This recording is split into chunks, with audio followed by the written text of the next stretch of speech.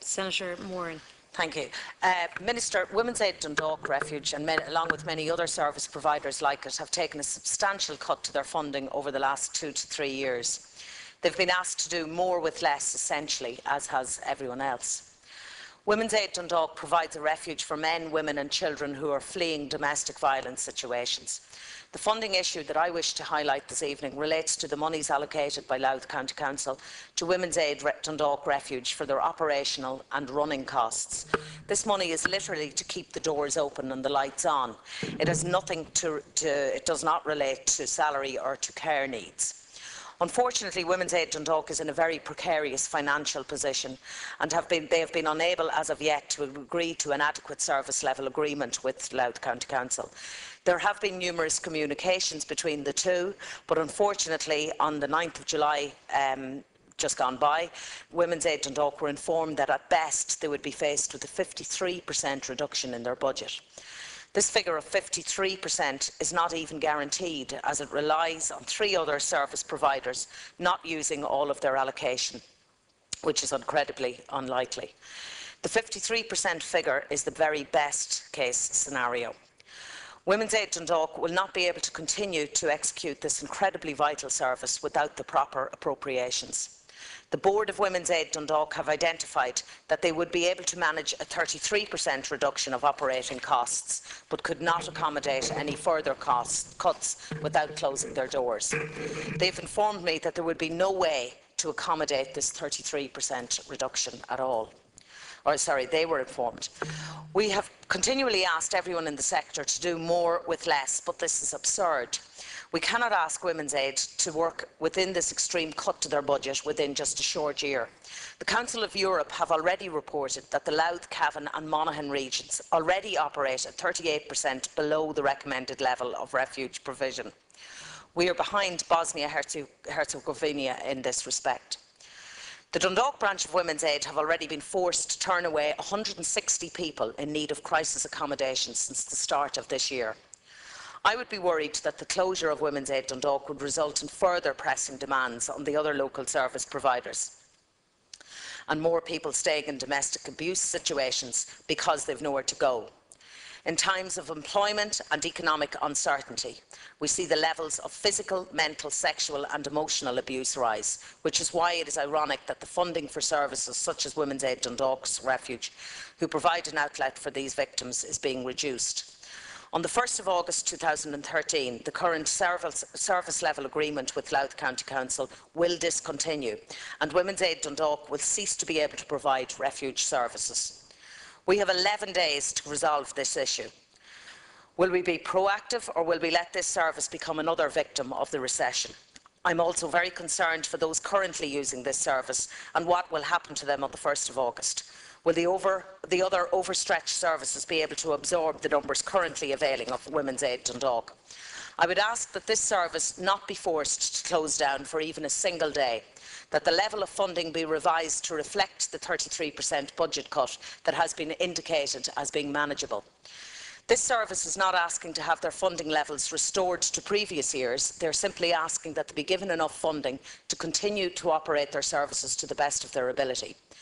The reduction of 33%, while not ideal, would see Women's Aid Dundalk Refuge keep their doors open. I don't believe that the 3 other service providers would be able to absorb the numbers if Women's Aid Refuge in Dundalk were to close. The Women's Aid is thriving in every other area of the work. Before this issue with Section 10, Women's Aid Dundalk were looking to expand to a larger building and to increase their accommodation levels. This, of course, has now had to be shelved. The proposed cut to operational funding would be the only reason that this refuge presider would close. Until we move towards a policy and legislation change, we will continue to need the current level and then some of refuge service. Unfortunately, there will always be a section of society that needs refuge services. On our part, in the future, we need to determine a way in which to separately categorise domestic violence, homelessness arising from other issues. As I was told by a representative from Women's Aid in Dundalk this morning, moving from refuge should be a process, not an event. I think, Minister, that I have comprehensively outlined the need for Women's Aid's Dundalk Refuge to have a presence in my community, because without it, where will the men, women and children go?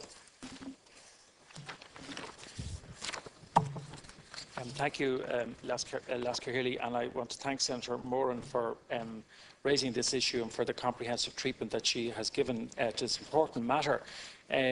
Domestic, sexual and gender-based violence are serious health, social and human rights issues that affect people across society from all walks of life, from all cultural, social and ethnic backgrounds and across all age groups.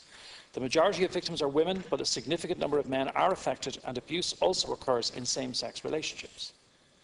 With a view to tackling these serious issues, the Department of Justice and Equality established CUSC as an executive office of that department.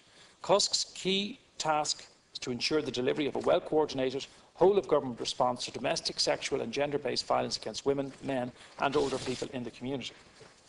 In March 2010, the Government launched a National Strategy on Domestic, Sexual and Gender-Based Violence 2010-2014, a 4-year strategy to provide a framework for sustainable intervention to prevent and effectively respond to domestic, sexual and gender-based violence.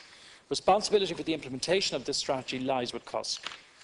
The HSE published its own complementary HSE policy on domestic, sexual and gender-based violence, and this policy is in line with the national strategy. The HSE policy focuses on 8 key high-level goals and actions, including standardisation of service provision across the country, training for all HSE staff and voluntary community sector providers, and a strong focus on hearing the voice of service users in all aspects of service planning, design, development, delivery and evaluation. The HSE allocated just over €18.2 million in 2013 towards domestic violence services, which is a 2.5% reduction compared to 2012 due to the overall HSE budget deficit. As with all domestic violence services, this 2.5% cut was also applied to Women's Aid Dundalk, and the allocation to which is €425,000 in 2013. This allocation goes towards funding of support staff working in refuges for the victims of domestic violence, as well as those involved in associated support services. Non-pay current funding is allocated through the local authorities. The Department of the Environment, Community and Local Government recoups current funding to local housing authorities under Section 10 of the Housing Act 1988 for accommodation and related services for homeless persons, which can include victims of domestic violence. A significant portion of the funding provided annually is in respect of domestic violence refuges. Some €2.5 million was provided in 2012 under Section 10 towards the cost of domestic violence-related facilities and initiatives nationwide. In addition to refuges, victims of domestic violence may also use other mainstream homeless accommodation solutions that are funded by the Department, for example hostels, B&Bs and transitional accommodation.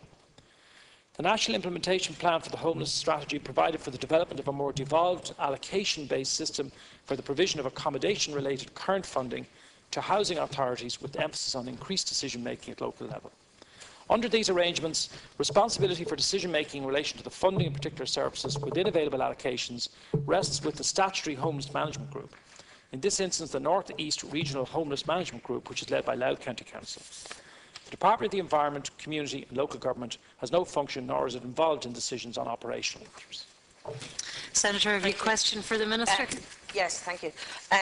Minister, yeah, I appreciate the statement and I appreciate what's there, but I think there's a more direct question specifically related to the Women's Aid Refuge in Dundalk, which does serve Louth and all the surrounding counties. So I would be grateful if you could relay this back and if you could find out the information more on the cut to the funding and if it is reflected all over the country, which I don't believe that it is, because it's not going to alleviate the problem of providing refuge for people who are victims of any kind of violence. And I think it's very important that we don't lose, as I said in my speech, that we don't use this valuable provision and this valuable service in the country.